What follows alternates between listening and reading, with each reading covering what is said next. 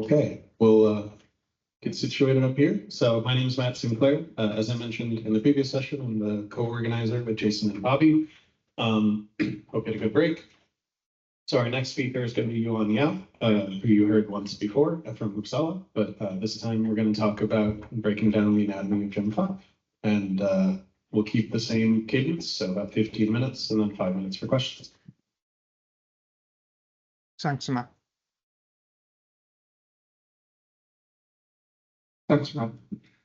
Yeah, so I'm a long time no see, folks. But we are doing fine during the break. Yeah, so my name is Yuan Yao, and in this work, we're going to talk about the anatomy of the gem5 simulator.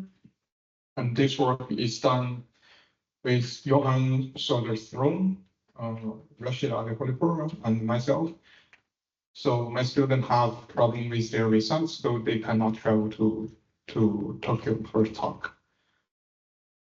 The agenda of this talk consists of the introduction, design results, and conclusions. Yeah, so introduction. In the previous talk, we have been discussing about unbind simulated core graphs. And in this work, the challenge is that another challenge that makes it hard to work with gem5 is gem5 itself is a complicated software project. So gem5 has complicated runtime behaviors. gem5 has a lot of functions calling each other. And those functions are actually long and perplex, produce long and perplex function call chains, which means it is hard to integrate new hardware for simulation. So you have a simulated hardware component. You want to plug that into gem5, but because of the perplexity of gem5, it's not easy and straightforward to do. And perplex software project has another problem of prolonged simulation time. So gem5, we all have the experience that gem5 runs for days or even months and years. And why is that? So we don't actually know which functions take what runtime. So if we want to accelerate our simulation, then we need to know which function takes what time in gem5 itself. And this can make it easier to debug simulated hardware. So to solve these problems, insights from profiling of gem5 itself help to solve these problems. Yes. Right. So there are some ways to actually know what function runtimes, the function runtimes in gem5. The first one is in code printing. I think you guys maybe all hear about this advice from your supervisors. If you want to know what gem5 is doing, just insert a print. But for me, it's always, excuse me, what did you just say? So this approach actually does not work because it increases the output volume a lot, especially when the simulation runs for a long time. The second way is through gem5 gprof. So gem5 itself supports gprof. So gprof allows gem5 to be compiled using instrumented instructions, and we can get call graphs of gem5 after enable gprof. And this unfortunately offer only coarse-grained results, and this is not easy to examine user-defined functions of interest. We will have examples of that. So this is what gprof produces. In this simulation, we run Black Shoes using atomic simple CPUs, AS. Enable Ruby, we run gem5 for 60 minutes. And these slides only show 4% of what produced by gprof. And you can see gprof can do its work. So gprof reports things in different colors. The orange color shows that, okay, those functions take most runtime. And cool colors like green and blue they are actually functions which do not take so much time. And this is fine, but if we zoom in this figure, we can see all these orange functions are actually the pi-binding functions, the infrastructure of gem5 itself. So they are not actually insightful, because gem5 of course needs those infrastructures to function, but no one is particularly interested in those functions, right? So we may need some insight actually from those blue and green boxes, where are user self-defined functions. And yeah, unfortunately, if we zoom out a gprof graph, once again, this is the same setting of experiment. This is the same experimental setting, but this time we produce 100% of all gem5 functions. And you can see we need to find our function of interest among all these call chains. And it is not easy. So using gprof supporting gem5, it is hard to interpret the simulation result and may be misleading, because gprof tell us, okay, so those pi-bind functions are actually hot functions. It is correct, but not that insightful. And yeah, you have to find your way through this graph for the best percentage that you want to focus on. Most of the time, this is ad hoc training and eyeballing this figure. So the third way to know how gem5 behave is a previous work. So this work is very interesting, but actually it does not give what we want, because this work tests gem5 on a host system and examine gem5's stress on host hardware. So what is gem5's stress on host machines, like TLBs, caches, branch predictions, this kind of stuff. But it reveals very limited information of gem5 itself, how gem5 itself works. And the last piece of approach is intervention and commercial tools like that.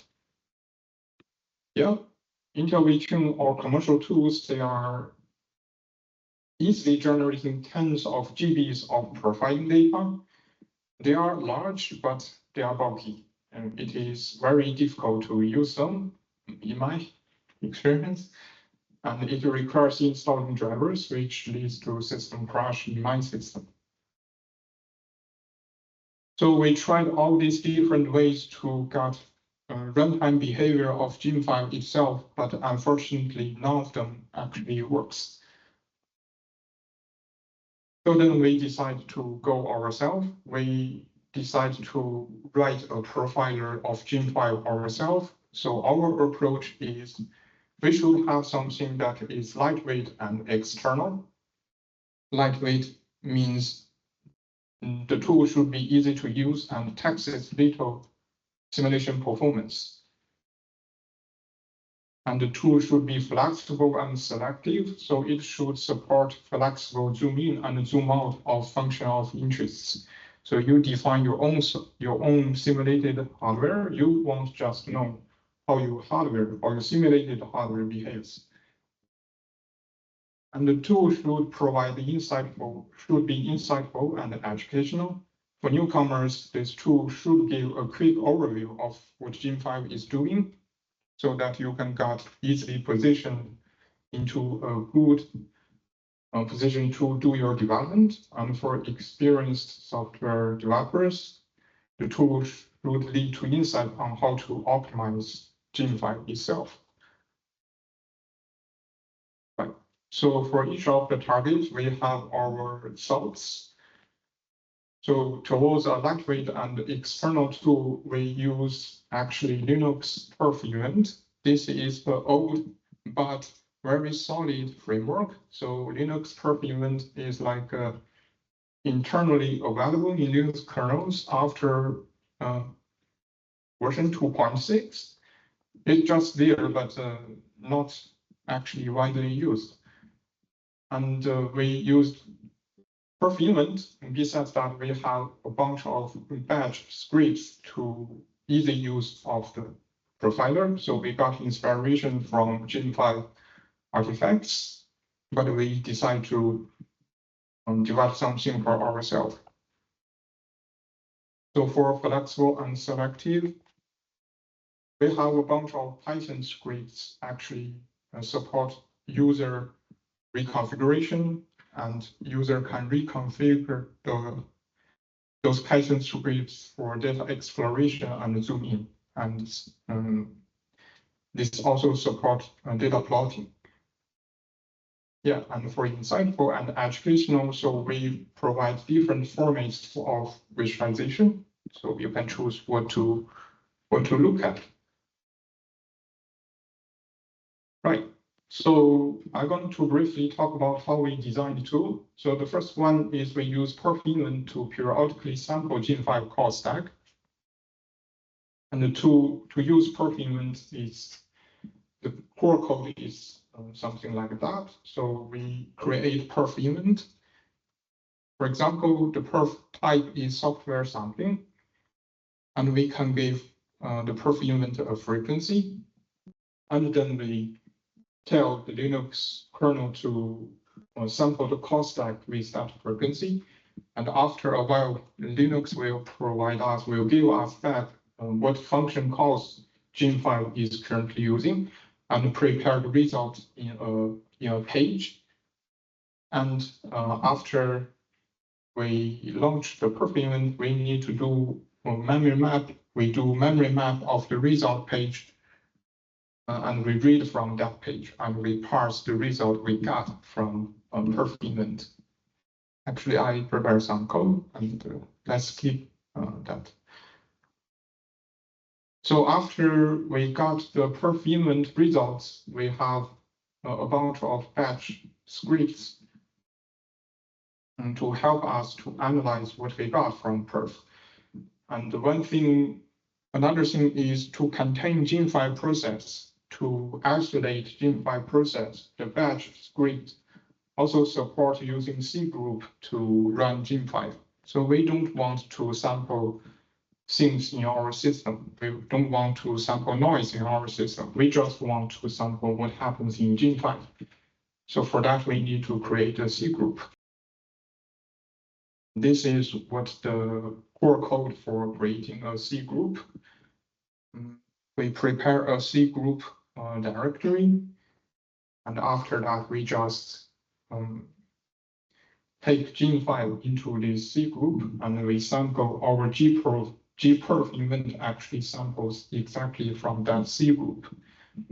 So to make sure we sample nothing else but gem5 itself. And we use salary to control jobs. So you will see why we use salary, and this is a great tool. Right, so lastly, we support user to define Python scripts for data exploration and plotting. To do that, we prepare some whitelist and blacklist. So you can define your function of interests in the whitelist, and you can list function of interests, function of non-interests in blacklist. So remember that we have seen the gprof graph. So in those graphs, the orange boxes are Python PyBand functions. So those functions are good candidates for the blacklist. So if we take those functions in the blacklist, so the tool will not sample those functions. Right, and our tool actually works in this way. So what exactly mean user-defined configuration is a user can define where the root of a call graph starts. So imagine that you have your simulated hardware, and your hardware have some functions. You can put those functions as the root, and yeah, you can sampling from your self-defined root. Right. So different formats of visualization, we support HTML files, JSON files, and figures. Right, so some results. So we tested our tool to sample gem5 in different experimental settings. We use 3 benchmark suites, GAPS, Parsec, and Spec. So for GAPS, we use 7 programs. We tested all programs on 1, 4, and 16 cores with 3 or 8 GB memory. So this gives us 42 experiments in total. We use similar things for Parsec, which generates 132 experiments. And for specs, we have these settings, and in total, we need to do 13 experiments. And you can see we have a lot of experiments to run, and this is why we use Celery. So in our experience, Celery have no problem running all of these experiments. And for gem5 itself, we tested our tool on atomic simple plus Ruby, timing simple plus Ruby plus Garnet, and O3 CPU plus Ruby plus Garnet. And by using our tool, this figure is actually produced by a master student. So the master student is have no experience of gem5.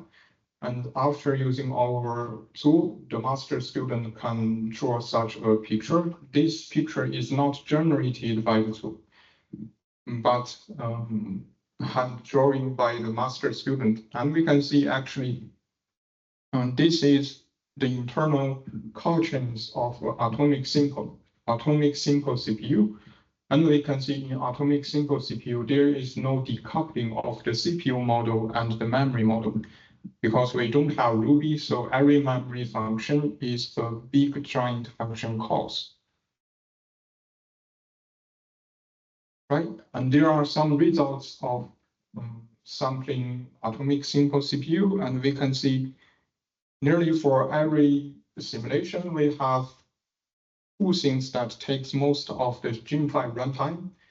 One of them is fetch, so this deeper blue, and one of them is, I think, D instructions or dynamic instructions. So in atomic simple CPU, what gem5 is doing is fetch instructions from iCache and create a dynamic instruction. So nothing else for atomic simple CPU. This is also true for Ruby. We have some abnormal data in LBM. I think this is because LBM generates a lot of loads. Right? And going deeper, so by using the tool, the master student can also draw something for timing simple CPU. And in timing simple CPU, we have a Ruby, right? So actually Ruby decouples the CPU from the memory, so that the memory system, memory access is not a giant function call chain. So memory calls end up with inserting an event into the Ruby queue and left things over for the Ruby model to pick up things from the Ruby queue and continue there. So we have decoupling from the CPU and the Ruby.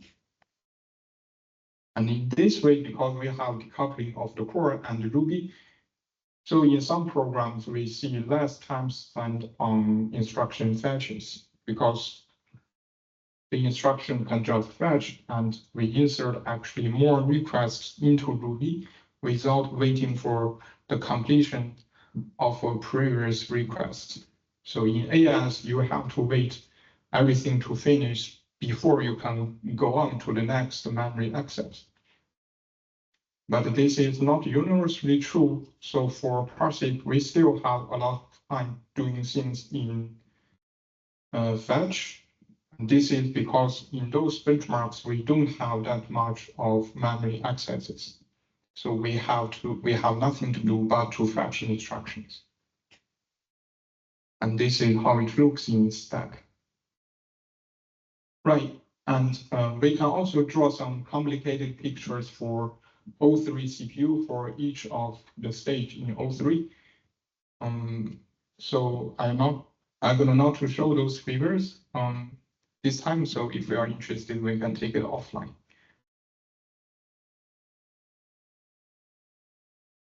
Right. So runtime profiling for O3 CPU. You can see O3 CPU consists of different parts. Some of them are this part is shadow purple is Ruby, and we have things from the course like IEW on decouple and etc. And we can see in O3 CPU, so the gem5 is basically doing either Ruby or the IEW of out of order core. And our tool can support dynamic user-defined zoom in and zoom out. And based on this overview, if we want to know what exactly happened in a core, we can come up with a user-defined configuration. And this figure shows exactly what happens in a CPU core itself. And we testify that, yes, the IEW tick, so this deep blue or deep green thing takes most of the runtime. And of course, we can do this for Ruby because we can rebase our tool to sample just the root function in Ruby. And in Ruby, we can see most of the runtime goes to Garnet. Either the router or the network interface. Right. And this happens also for parsing and stack. And interestingly, our tool actually can differentiate or can tell us what gem5's pressure on Linux kernel. So previously, we think that, when we do full system simulation, we give gem5 a binary file and a disk, right? And we thought gem5 incurs a lot of system run costs, but actually, no. So during 1 hour of simulation, gem5 only goes through different benchmarks and different settings of atomic system, timing simple, and O3. gem5 incurs very limited numbers of Linux system calls. We think, so we conclude that gem5 is not so system call hungry. Right, so as a conclusion, we propose a lightweight gem5 profiling framework. So this framework is relying on perf event. And we have a bunch of script to make ease of use of the tool itself. And our tool supports user-defined Python script to zoom in and zoom out of statistics. Right, and our takeaway message, our provider provides insights into gem5 itself as a software project. And actually, the insight beyond that is, gem5 is a software, but gem5 is simulating hardware. So doing profiling of gem5 itself, you actually got insight of what your simulated hardware is doing. So that's all. Thanks, folks, and I'm happy to take questions. All right, thank you, speaker. So a bit long on time, but if there's maybe one question, go ahead. Yeah, and for those of you online, I have been checking the chat. I don't see any questions this time, but for subsequent questions or talks in this session, I can use that. Yeah, so I just had a question about sort of the visualization part. Maybe I misunderstood it, but you mentioned that the pictures were drawn by a student, right? So your tool outputs a file that would give sort of the details to that, right? Like draw the pictures? Right, exactly. So the tool produces function calls in plain texts, and the student read those texts and put them into a picture, a graph. Yes. Yeah, and then I imagine that because they were able to do that, it's simple plain text and not like stats.txt. Exactly. Like, All right, let's thank our speaker.